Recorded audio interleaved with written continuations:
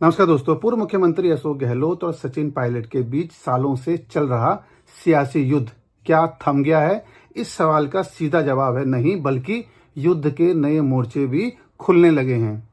जालोर सिरोही से लोकसभा का चुनाव लड़ रहे अशोक गहलोत के बेटे वैभव गहलोत ने चुनाव प्रचार के दौरान एक नया खुलासा करके नई सियासी बेचैनी पैदा की है।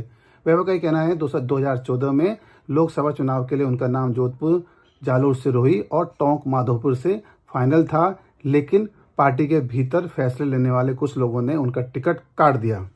वैभव गहलोत का इशारा सचिन पायलट की तरफ है, क्योंकि तब सचिन पायलट ही राजस्थान कांग्रेस के अध्यक्ष थे और पायलट और गहलोत के बीच का विवाद हम सब ने उस वक्त देखा है कि दोनों किस सियासी भूगोल पर एक दूसरे के खिलाफ बयानबाजी करते थे।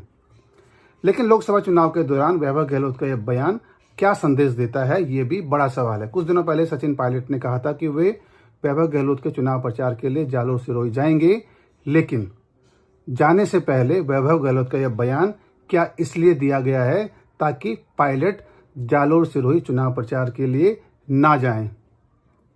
कुछ लोग ये भी कहते हैं कि वैभव गहलोत से बयान की ये जादूगरी उनसे कराई गई है। लेकिन देखना यह है कि दोनों के बीच जो तकरार है, क्या वे अब नए सियासी भूगोल की तरफ जाती है।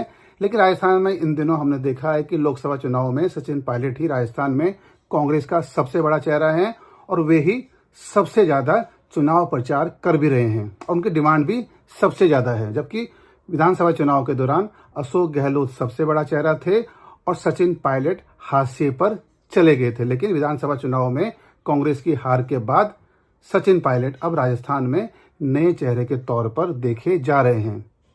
बयान चलते रहेंगे, लोकसभा चुनाव की तैयारी भी होती रहेगी, लेकिन राजस्थान में कांग्रेस का जो सियासी नीला चांद है, इस बयान के बाद लोकसभा चुनाव की नतीजों के बाद एक नई चांदनी हमें राजस्थान की सियासी भूगोल पर दिखाएगा।